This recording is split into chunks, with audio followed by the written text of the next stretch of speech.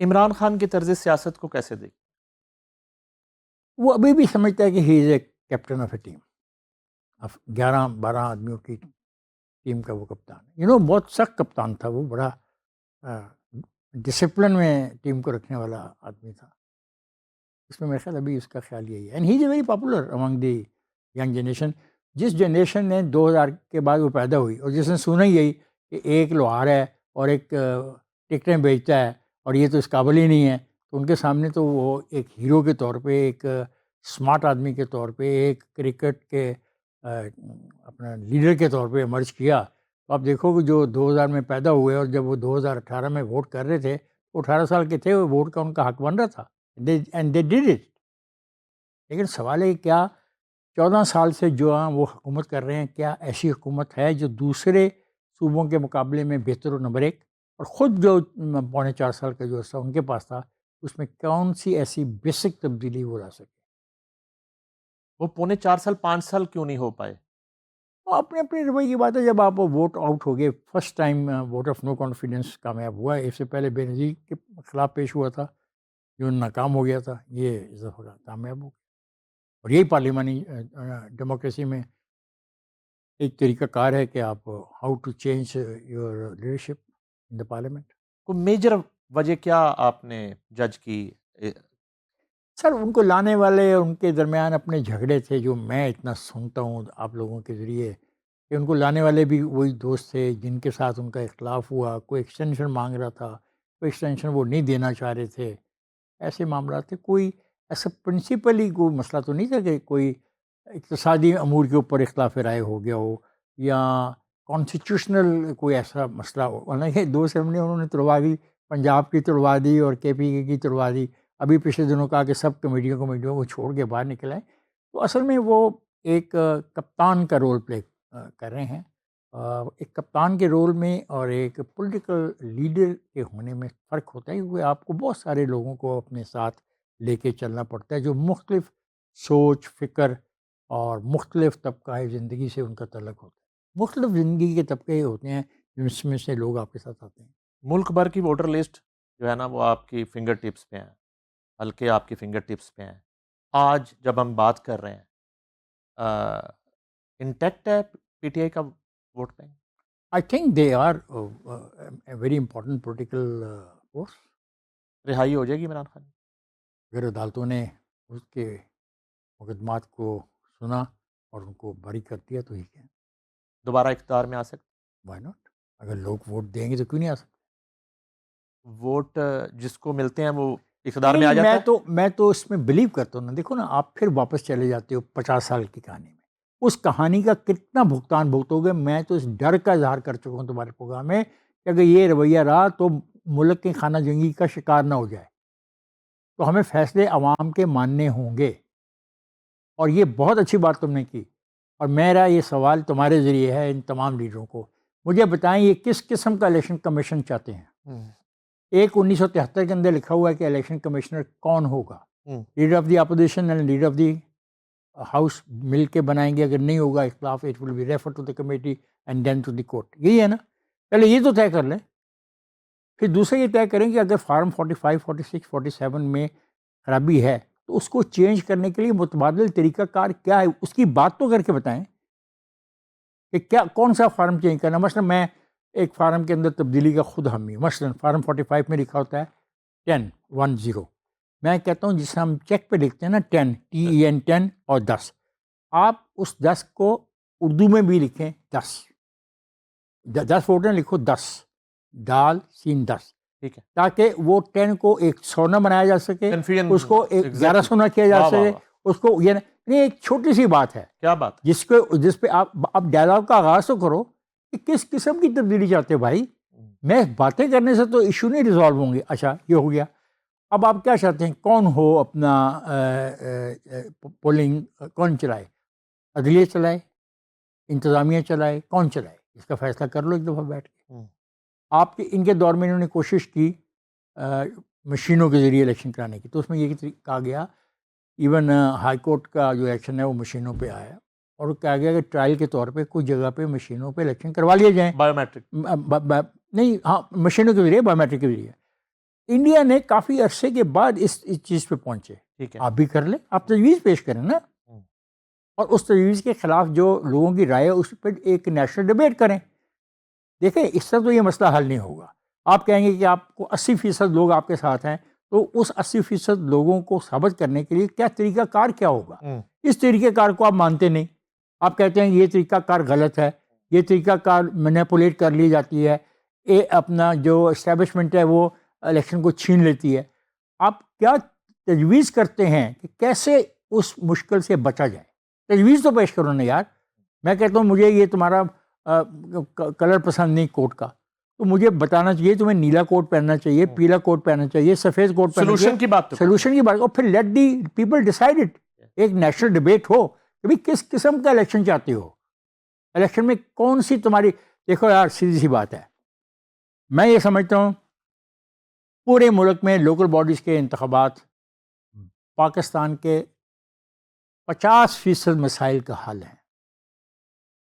جو آئین میں 3 وعدے کیے گئے ہیں, اور بعد ازاں ہندوستان کے آئین میں ان 3 چیزوں کو کانسٹیٹیوشنل امینڈمنٹ نمبر 73 اور 74 کا کہ ڈیٹیل ڈسکشن میں لایا گیا ہے کہ کیا پاورز ہوں گی پنچایت اور لوکل باڈی سسٹم. آپ وہ لے آئیں, پورے ملک میں ایک دن الیکشن کروا دیں, نئی لیڈرشپ خدا کے واسطے ایمرج ہونے دیں, لاکھوں لوگ نئے ایمرج ہو کے آئیں گے, وہ رسپانسیبل ہوں گے. کہیں پہ ایک جماعت جیتے گی, کہیں پہ ایک جماعت ہارے گی, تو کیا فرق پڑ جائے گا. جیتنے والوں کی ذمہ داری ہوگی کہ وہ لوگوں کی خواہشات کے مطابق کام کریں, اور ہارنے والوں کی خواہش ہوگی کہ وہ آئندہ اگلے الیکشن کی تیاری کریں. تو یہ جو کھچاؤ ہے ذاتی, یہ تو ختم ہو جائے گا نا. ریپرزنٹیشن سب کو مل جائے گی. پھر یہ تو کوئی نہیں کہے گا جی کہ مجھے نمائندگی نہیں ملی. 8-9 ہزار یونین کونسل ہیں پاکستان کے اندر, وہاں پہ الیکشن کروا دیں, and that is the only way left now. میں ایز اے طالب علم کے طور پہ سمجھتا ہوں لوکل باڈیز کے الیکشن واحد حل ہیں فیڈریشن کو سنبھال کے رکھنے کے لیے, اور فیڈریشن کے اندر جو مشکلات ہیں ان کا مقابلہ کرنے کے لیے. کیونکہ پاکستان کے دشمن, پاکستان کی سافٹ بیلی جو ہے ہماری KPK کے علاقے کی اور بلوچستان کے علاقے کی سافٹ بیلی پر روز حملہ کر رہے ہیں. ہمیں یہ سمجھنا چاہیے, اور ایک اسٹرانگ یونائٹڈ جو عوام ہیں وہی اپنے دشمن کا مقابلہ کر سکتے ہیں. اور اس کے لیے بیسٹ طریقہ یا تو اس الیکشن میں جو ترامیم انہوں نے پیش کرنی وہ کریں, اور they go for the local bodies election, کہ بھئی وہ لوکل باڈی الیکشن جن میں تمام اختیارات عوام کے نمائندوں کے پاس ہوں, DC یا کمشنر کے پاس نہ ہوں. آپ دیکھیے گا مسائل حل ہونے شروع ہو جائیں گے. پرویز مشرف کا انٹرویو بھی کیا آپ نے, ان سے بھی ملاقاتیں رہیں, کیسا لیڈر تھا؟ بہت کٹر نیشنلسٹ, پاکستان کے معاملے پہ وہ کمپرومائز کرنے کو تیار نہیں تھا. بری لگے گی بات یہ لوگوں کو, لیکن حقیقت تو یہی ہے. دیکھیں اس کے بعد آپ انٹرویو سنیں جو بیرون ملک اس نے ایون انڈیا میں جو اس کے انٹرویوز ہوئے ہیں وہ سنیں تو صحیح. آپ انٹرویو آپ کسی کی انٹرویو سے اندازہ لگا سکتے ہیں نا, اس کی پالیسی سے اندازہ لگا سکتے ہیں کہ وہ, اور اس نے لوکل باڈی انٹروڈیوس کرائی. اس میں اور بہتری کے امکانات تھے اور ہیں. کوئی چیز پرفیکٹ نہیں ہوتی حنیف, دنیا میں کسی جگہ پہ جمہوریت پرفیکٹ نہیں ہے. Not in America, not in Britain, not in France, not in Germany. لیکن ہر وقت اس کو بہتر کرنے کے لیے سسٹم کے اندر سے تبدیلیاں آتی ہیں. لیکن تبدیلی لانی ہوگی, اور یہ کہنا کہ انقلاب آئے گا, اس ملک میں انقلاب نہیں آئے گا, انارکی آ جائے گی اور خرابی بڑھ جائے گی. کوشچنر دیکھنے کی کوشش تو نہیں کہ پرویز مشرف نے انٹرویو سے پہلے آپ سے؟ نو, ایبسولوٹلی ناٹ. ایک بات ہوئی تھی, ان کی DG ISP کا کہنا تھا کہ آپ بگٹی صاحب کے بارے میں سوال نہیں کریں گے. میں نے کہا میں انٹرویو نہیں کروں گا. سمپل سی بات ہے, مجھے کیا ضرورت ہے کہ میں بگٹی صاحب کے ساتھ جو زیادتی ہوئی میں اس پہ سوال نہ کروں. میں کروں گا, اور I am grateful to Musharraf صاحب کہ انہوں نے برداشت کیا. آپ نے تو کوئی نک نیم بھی ان کا بتایا؟ ہاں, انہوں نے جو کتاب لکھی تھی نا اس میں نہیں لکھا تھا اپنا نک نیم, ان کا نک نیم تھا پلو. پلو. اچھا. گھر میں پیار سے ان کو پلو پکارتے تھے. اچھا, بڑے مزے کی بات ہے, جو ان کی اپنی کتاب انگلش میں لکھی اس میں اس کا تذکرہ نہیں تھا. اچھا. تو ہم نے ڈھونڈ لیا اور ہم نے یہ سوال کیا. دیکھیں سر, بات سمپل سی ہے, آپ صحافی ہو, میں بھی صحافی ہوں. ہمارے پہ ذمہ داری ہے کہ ہم لوگوں کو بہکائیں نہیں.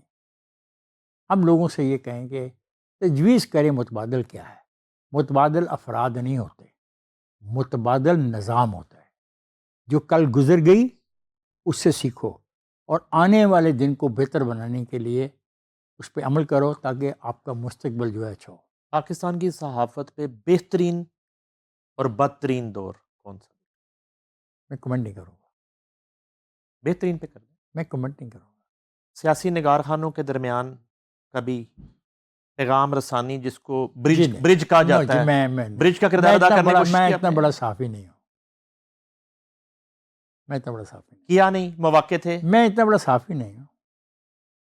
میرے دوست رہے، ایک صرف بزدار کے علاوہ تمام چیف منسٹر میرے ذاتی پرسنل دوست ہیں، یہ میں کلیم کر سکتا ہوں کیونکہ every one knows it and I can prove it. لیکن یہ جو آپ کہہ رہے ہیں یہ نہیں. یعنی کہ مجھے عمران نے کہا کہ یار تو اچھا انقلابی نہیں ہے، تو میری طرح کا انقلابی بن. تو میں نے کہا میں تیری طرح کا انقلابی نہیں بن سکتا. علیم خان کے گھر پہ ایک کھانے کے اوپر اس نے کہا کہ تم اچھے انقلابی نہیں ہو، میں تمہارے سے اچھا انقلابی ہوں. تو وی ہیو اے گڈ، اس قسم کی گفتگو ہوتی ہے، ملاقاتوں میں بات ہوتی ہے. لیکن یہ جو بات آپ کہہ رہے ہو، نہیں، میں اتنا بڑا صحافی نہیں ہوں کہ میں کسی کا میسیج لے کے کہیں بھی. اچھا، بڑے مزے کی بات ہے، جب ہم نے چھوڑا جیو اور بولنے چلے گئے سارے، جب واپس آئے تو شکیل صاحب نے کہا کہ کتنی تنخواہ؟ میں نے کہا جو جتنی لے رہے تھے ہم اتنی لیں گے. تو انہوں نے مجھ سے، آپ بول گئے تھے؟ ہم سارے چلے گئے تھے نا بول. اچھا. تو انہوں نے پوچھا کہ عجیب آدمی، آپ کو پتہ نہیں وہ پروجیکٹ کس کا تھا؟ میں نے کہا، انہوں نے ایک نام لیا ایک ادارے کا. میں نے کہا سر میں تو کسی میجر کو نہیں جانتا، آپ کس چکر میں مجھے ڈال رہے ہیں؟ دوستوں کا فیصلہ تھا، اظہر عباس کا فیصلہ تھا، کامران کا فیصلہ تھا، سب کا فیصلہ تھا. And they call me on the telephone, I said کہ I am with you and that's all. دوستوں کے ساتھ آدمی کو کھڑا تو ہونا پڑتا نا. ایک دو شخصیات کا ذکر رہ گیا. کون؟ شہباز شریف کو بطور سی ایم تو آپ نے بہت دیکھا، بطور پرائم منسٹر کیسا پایا؟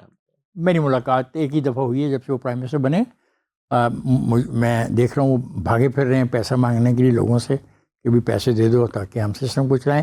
وہ ورکالک ہے، بہت محنتی آدمی ہے، جس چیز کے پیچھے پڑ جائے اس کی انتہا تک جاتا ہے وہ.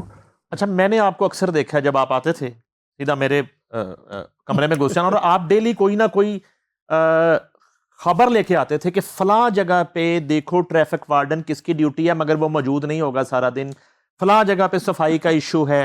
آج بھی آپ، یعنی کہ ہم لوگ نہیں کر رہے یہ کام، تو آپ آ کے مجھے نا اکثر وہ چابی دیتے تھے.